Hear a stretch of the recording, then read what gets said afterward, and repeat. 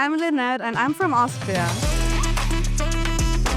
Currently, I'm doing my master's in global health at the University of Gothenburg, and I'm here for an exchange study at the Nitte University. I've been here for 2 months already at the Department of Public Health, and I've experienced quite a lot, and it is very overwhelming too at the same time.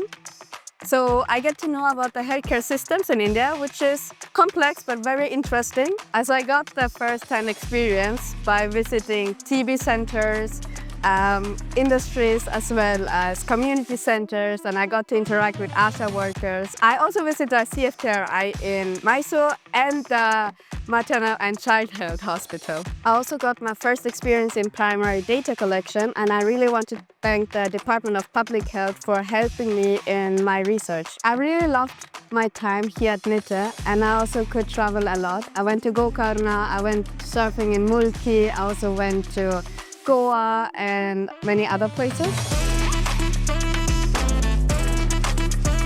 I highly recommend any international student to come and visit Nitte, not just academically, but also just to see how diverse the culture here is. Thank you for watching and thank you for having me here at Nitte. Bye!